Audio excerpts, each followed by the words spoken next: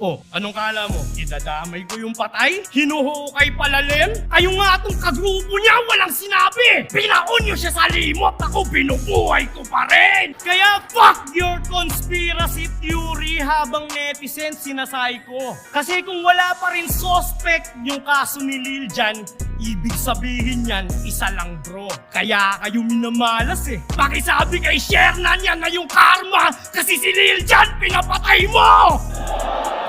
O diba sigawan yung tao? Kahit di naman totoo yun, pinagbintangan nyo akong pusher tsaka killer.